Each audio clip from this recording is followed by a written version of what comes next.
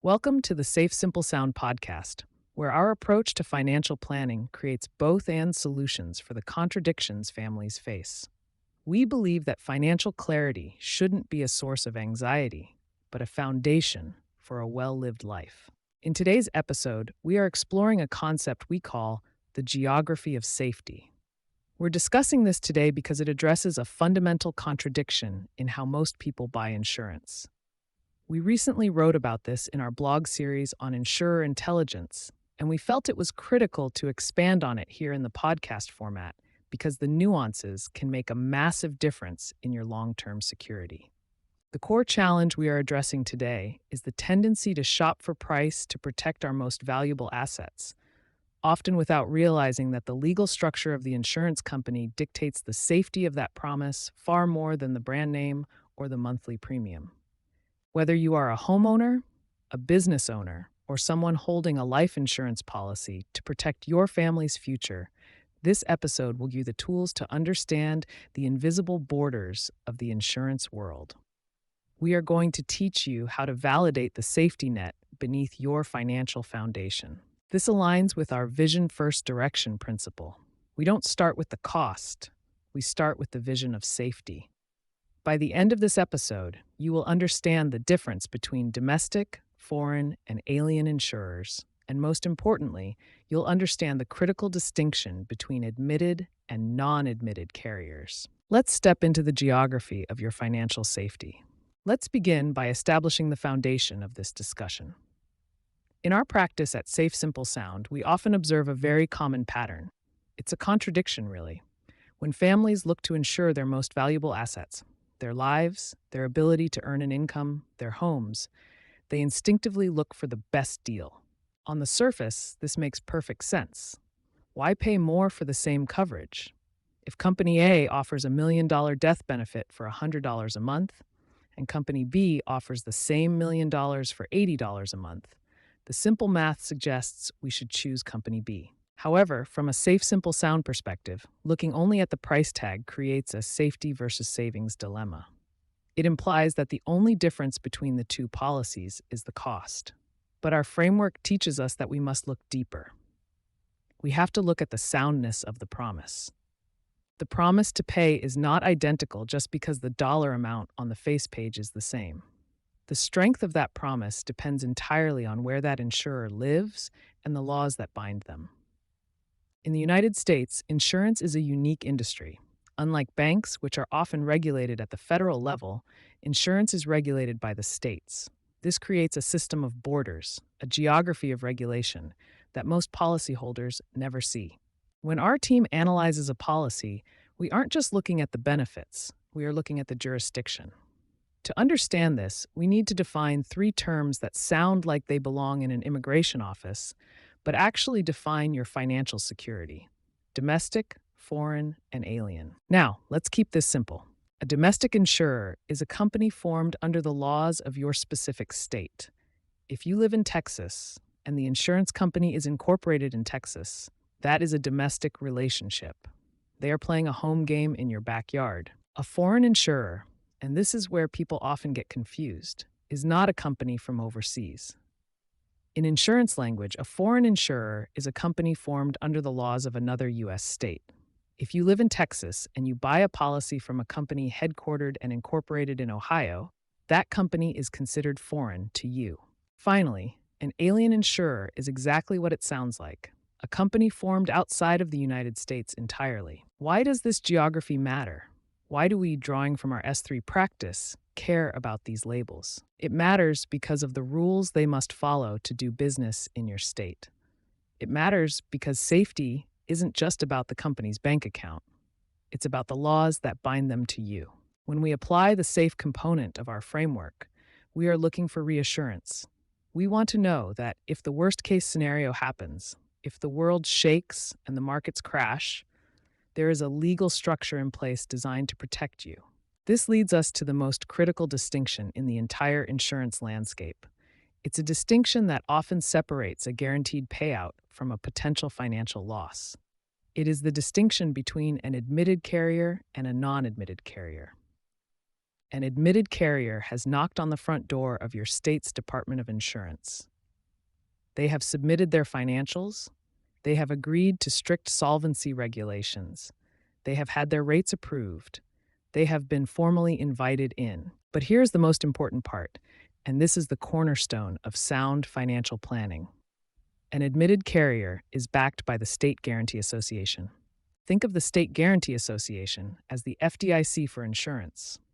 We all know that if a bank fails, the FDIC steps in to protect our deposits up to a certain limit. In the insurance world, if an admitted insurer goes bankrupt and cannot pay your claim, the State Guaranty Association steps in to pay it.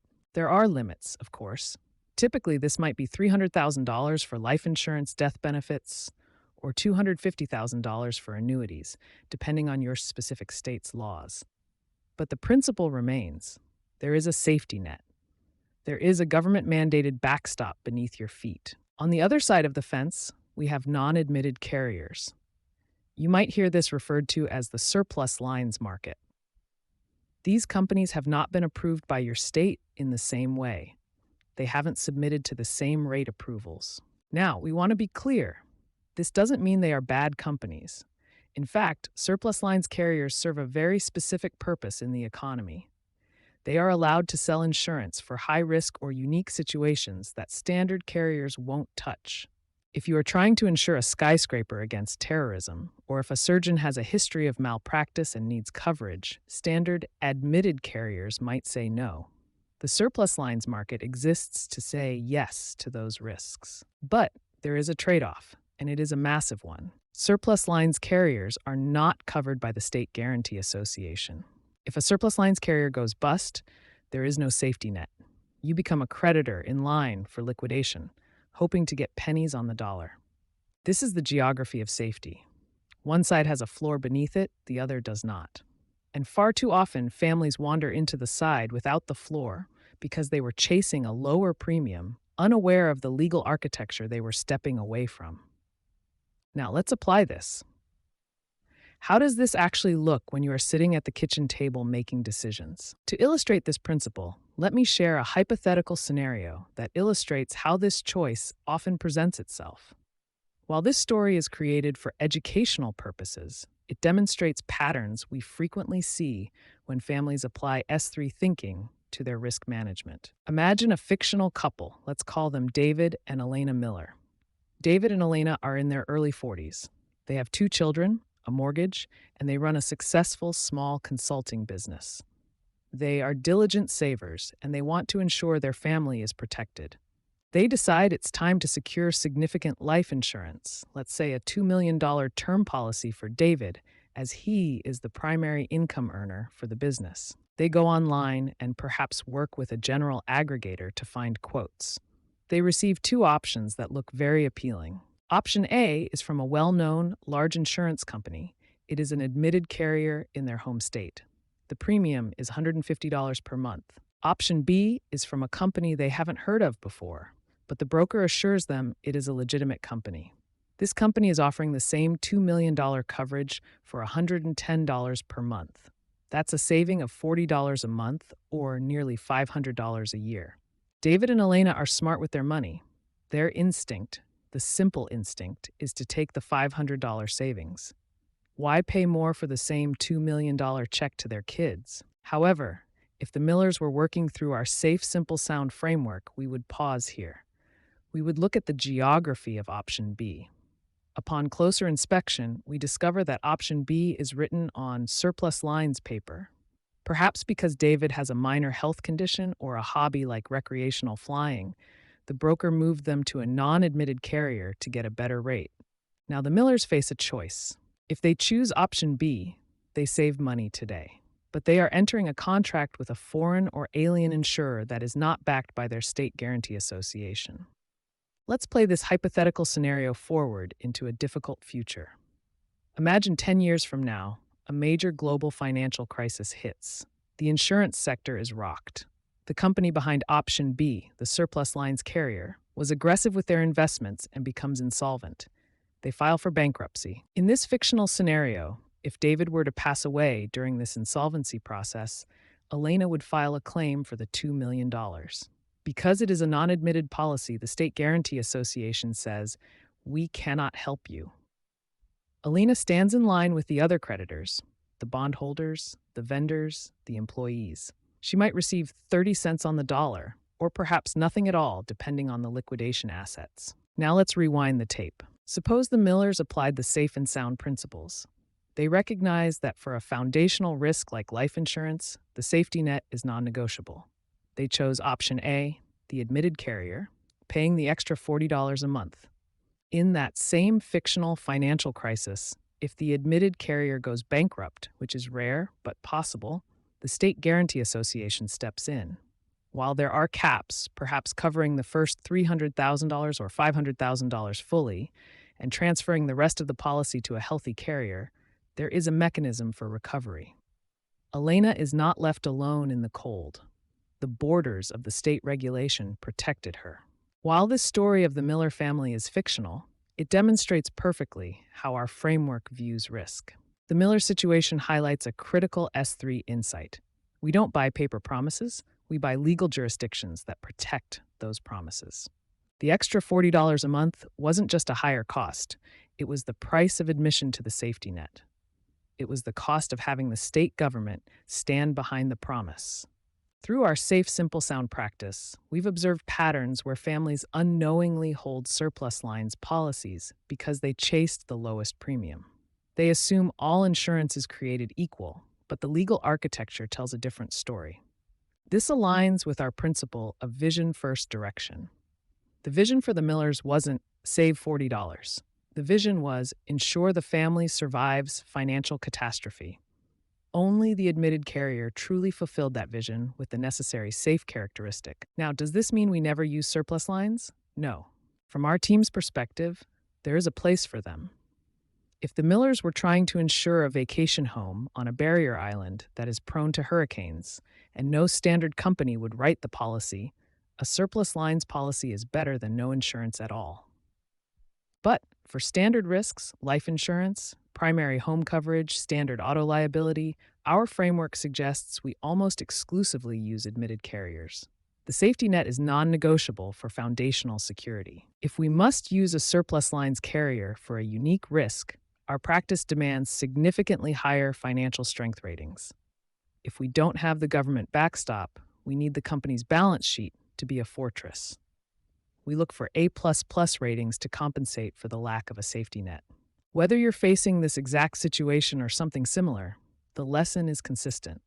You must verify the status of the carrier. You are the architect of your financial house, and you must ensure it is built on the rock of admitted status, not the sand of unverified promises. This helps us resolve the contradiction. We are not choosing between cheap and expensive. We are choosing between unsecured and secured. When you frame it that way, the decision usually becomes very clear. As we bring this episode to a close, let's summarize the key insights we've uncovered regarding the geography of safety. We explored why looking at the logo on the policy isn't enough. We must look at where the insurer lives. We learned that the U.S. insurance system is state-based, creating a critical distinction between domestic, foreign, and alien insurers. Most importantly, we unpacked the vital difference between admitted and non-admitted or surplus lines carriers. We learned that an admitted carrier is your first line of defense. They are approved by your state and, crucially, backed by the State Guaranty Association. This is your financial FDIC-style safety net. We also discussed that non-admitted carriers, while useful for unique and high-risk situations, operate without that safety net. If they fail, you are on your own. Drawing from our S3 financial planning approach, we believe that for your foundational risks, your life, your home, your family's core security, sticking to admitted carriers is the safe and sound choice. It provides the stability we look for in a plan. So, what is your next step? How do you apply this to your own life today? We encourage you to become a detective in your own financial life. Do you know if your current life insurance or homeowner's policy is actually backed by the state? It is surprisingly common for people to unknowingly hold surplus lines policies, especially if they purchased through an aggregator or for a coastal property. This episode draws from our recent blog post titled The Geography of Safety, which you can find at SafeSimpleSound.com. Through our S3 framework development, we've created a specific resource to help you navigate this. We invite you to download our free tool, the Safety Net Validator. This isn't just a checklist, it is a tool for your family.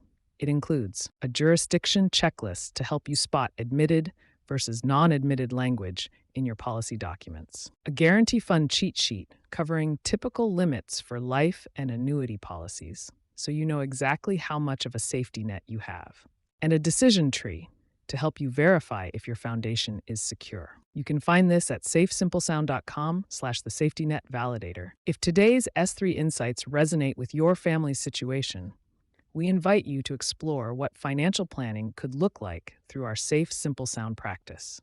We love helping families resolve these contradictions and build plans that are truly safe, simple, and sound. But either way, whether you engage with our practice or simply use these tools on your own, you are now equipped with a new capability.